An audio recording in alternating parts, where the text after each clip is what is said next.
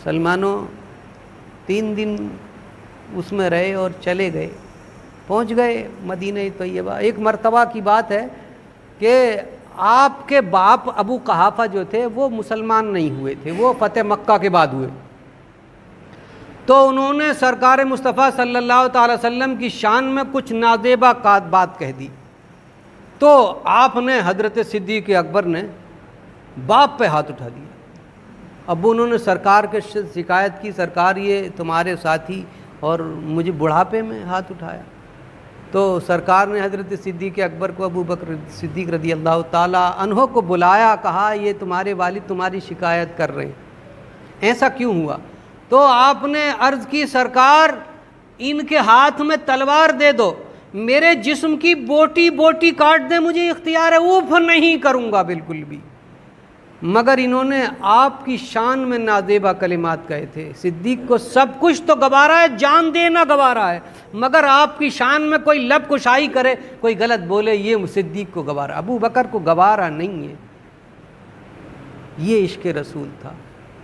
جنگ بدر میں جب مدینہ پہنچ گئے اور جنگ بدر میں ہزاروں مکے سے گئے لڑنے کے لیے کفار مکہ، تو ان میں آپ کے صاحبزادے عبد الرحمن بھی شامل تھے، عبد الرحمن بن ابو بکر بھی ان میں کافروں میں شامل تھے، اس وقت تک ایمان نہیں لائے تھے۔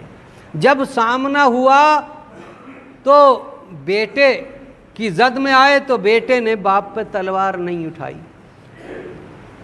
بعد میں جب جنگ نبٹ گئی اور بعد میں بات چیت ہوئی جنگ کے بعد میں، تو انہوں نے کہا کہ اے والد صاحب، ایک مرتبہ بدر میں آپ میری تلوار کی زد میں تھے، میں نے ہاتھ روک لیا کہ یہ میرے والد ہیں۔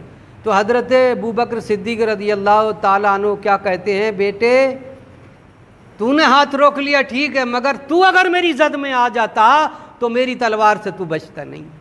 جو دشمن رسول ہے اس سے میرا کوئی واسطہ نہیں، میرا اگر بیٹا بھی ہے تو بھی وہ دشمن رسول ہے، میری تلوار سے بچتا نہیں۔ یہ عشق کی بات تھی مسلمانوں، یہ عشق کی بات تھی حضرت صدیق اکبر کی۔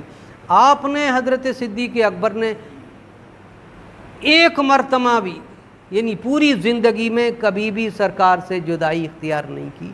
سارا مال جتنا تھا مال تجارت جاتے اور سرکار کے قدموں میں نثار کر دیتے۔ سرکار نے جب ایک غزوے کے بارے میں ارشاد فرمایا کہ عیسائیوں سے لڑائی ہے، اب آپ اپنا مال لاؤ، لشکر کی ضرورتوں کے لیے اس میں چندہ دو، تو تمام لوگ لائے، کچھ لائے، کوئی کچھ لائے، کوئی کچھ لائے۔ حضرت فاروق اعظم اپنے گھر کا آدھا مال لے کر کے آئے، اگر 2 چارپائی تھی تو 1 چارپائی لے آئے، 2 سامان جو تھے اگر 2 کپڑے تھے 1 کپڑا لے آئے، یعنی ہر چیز میں سے آدھا آدھا لے کر کے آئے۔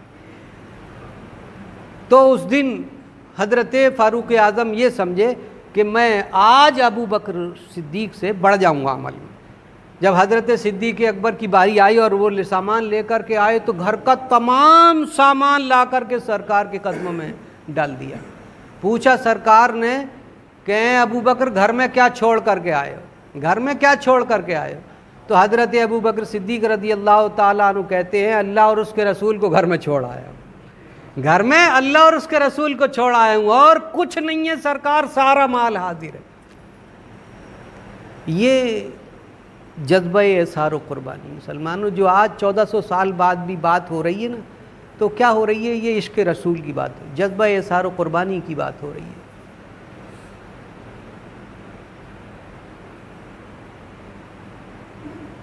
غار ہیرا سے، غار سور سے نکل کر کے چلے اور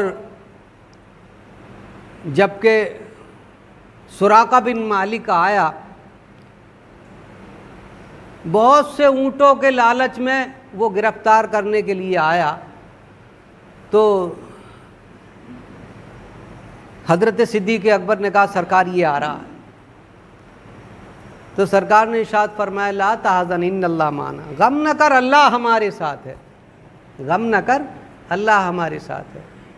اور جب غار سور میں وہ کافر غار کے دہانے تک آ گئے تھے تو تو مکڑی نے جالا پور دیا اور کبوتری نے انڈے رکھ دیے۔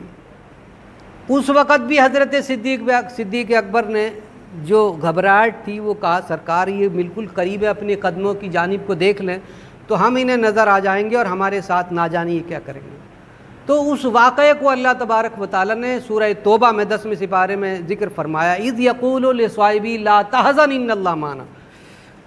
اور جب وہ کہتے ہیں، یاد کرو کہ جب وہ کہتے ہیں اپنے صاحب سے لا تحزن ان اللہ معنا، غم نہ کر اللہ ہمارے ساتھ ہے، تو اللہ تبارک و تعالیٰ نے مکڑی کے جالے سے حفاظت فرما دی۔ اور سراقہ بن مالک آیا تو سرکار نے ارشاد فرمایا لا تحزن ان اللہ معنا، غم نہ کر صدیق اللہ ہمارے ساتھ ہے۔ آپ نے اشارہ فرمایا زمین کو، گھوڑا اس کا دھس گیا، زمین میں دھس گیا، لاچار مجبور ہو کر کے 3 مرتبہ کوشش کی، تیسری مرتبہ میں سرکار کے قدموں میں گر گیا اور کہا کہ مجھے امان نامہ لکھ دو۔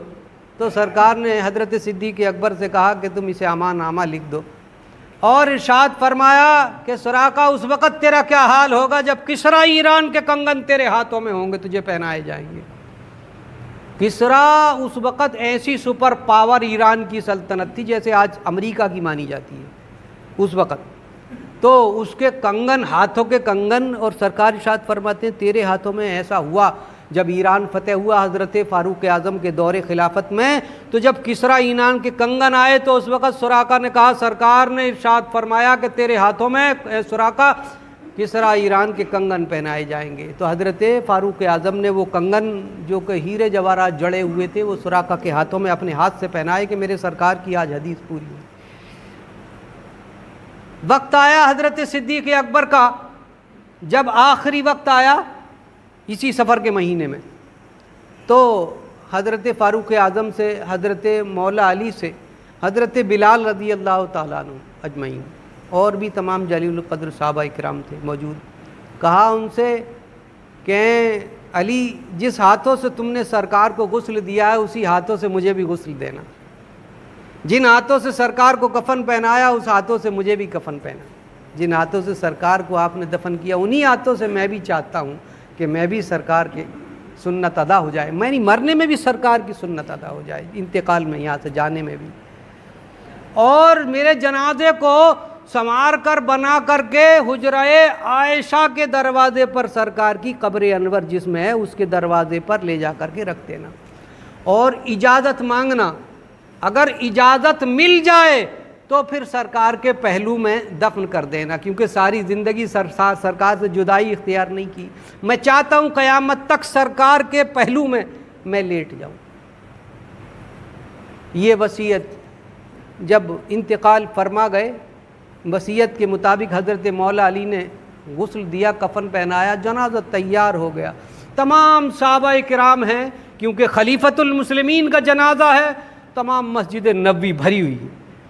اب وہ وصیت جو کہی تھی اسی وصیت کے مطابق حجرہ عائشہ کے دروازے پر لے جا کر کے وہ جنازہ رکھ دیا گیا، اور ادب سے حضرت مولا علی یوں ادب سے ہاتھ باندھ کر کے عرض کرتے ہیں سرکار یہ تمہارے یار غار، تمہارے صدیق تمہارے پاس لیٹنے کی اجازت چاہتے ہیں قیامت تک کے لیے، اگر اجازت ہو تو پھر آپ کے پاس انہیں دفن کر دیا جائے۔ سلمانوں یہ سوچنے کی بات ہے، بڑے غور کرنے کی بات ہے کہ حضرت صدیق اکبر کہہ رہے ہیں کہ اجازت مل جائے تو دفن کر دینا، 2 سال ہو چکے تھے سرکار کو پردہ فرمائے ہوئے، کیا عقیدہ تھا؟ صحابہ اکرام کا عقیدہ یہ تھا کہ سرکار قبر میں بھی زندہ ہیں، قیامت تک زندہ رہیں گے۔ یہ مان لیا چلو کہ حضرت صدیق اکبر پر تو غصی طاری تھی، یا عشق کا جذبہ تھا، مگر حضرت فاروق اعظم نے کیوں مان لیا؟ کہتے پہلے ہی انکار کر دیتے، حضرت مولا علی نے کیوں مان لیا؟ انکار کر دیتے تھے، سرکار جواب دے ہی نہیں سکتے، مگر ان سب کا عقیدہ تھا، اسی لیے لے جا کر کے جنازے کو سرکار کے حجرے مبارکہ کے سامنے جا کر کے رکھ دیا، اور ادب سے عرض کرتے ہیں سرکار تمہارے یارگار تمہارے پاس لیٹنے کی اجازت چاہتے ہیں۔ اچانک یہ ابو داؤد شریف میں اور مسلم شریف میں یہ حدیث پاک، اچانک دروازہ کھلا حجرہ عائشہ کا، اچانک دروازہ کھلا اور قبر انور سے آواز آتی ہے ادخلوا الحبیب الی الحبیب، داخل کر دو دوست کو دوست کے پاس۔ سرکار کی آواز 2 سال ہوئے تھے، صحابہ اکرام جانتے تھے، فوراً سب کی آنکھوں سے آنسو جاری ہو گئے سرکار کی آواز سنتے ہی، کچھ بے ہوش ہو کر کے پیچھے کو گر گئے۔ جب ہوش درست ہوئے تو قبر انور یعنی حضرت صدیق اکبر کی قبر انور کو بھی اسی جگہ حجرہ عائشہ میں سرکار کی بغل کے نیچے کو، بغل کے نیچے جو سر رہے، یعنی سر برابر نہیں بلکہ بغل کے نیچے سر رہے، یہاں سر یہ برابری نہ ہو، قبر انور میں بھی تھوڑا فرق رکھا گیا، تو دفن کر دیا گیا۔ یہ عشق کی بات ہے مسلمانوں، یہ عشق کی بات ہے۔ ایک ایک سنت کو حضرت صدیق اکبر نے ادا کر کے دکھا دیا۔ یتیموں کی داد رسی کرنا، بیواؤں کی فریادوں کو سننا۔ جب آپ خلیفہ بنا دیے گئے تو لے کے دوسرے دن چلے، سامان لے کر کے، وہ کپڑے کا کاروبار تھا، تجارت کرتے، بیچنے کے لیے جیسے آج پھیری کرتے۔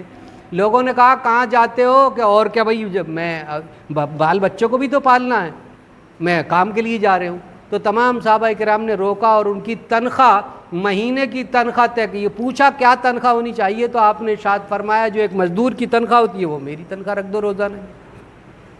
تو اس طرح کتنے، یعنی ملک شام آپ کے دور میں فتح ہوا، عراق آپ کے دور میں فتح ہوا، یمن آپ کے دور میں فتح ہوا۔ اتنے بڑے بادشاہ ہوتے ہوئے ایک مزدور کی تنخواہ پہ رہ کر کے 2 سال خلافت کر کے چلے گئے۔ اور مظلوموں کی داد رسی مسلمانوں، اور یتیموں کی داد رسی۔ ایک بچی آئی کہ اب تو آپ خلیفہ بن گئے، میری بکریاں کون دھوئے گا؟ تو آپ نے ارشاد فرمایا بیٹی جیسے کل آتا تھا اسی طریقے سے اب بھی میں آتا رہوں گا، خلیفہ ہو گیا تو کیا ہوا، اور زیادہ خدمت کروں گا۔ یہ سنتیں ہیں، یہ اسلامی زندگی ہے۔ اللہ تبارک و تعالی ہم سب کو صحابہ اکرام کے نقش قدم پر چلنے کی توفیق عنایت فرمائے، گناہوں کو معاف فرمائے۔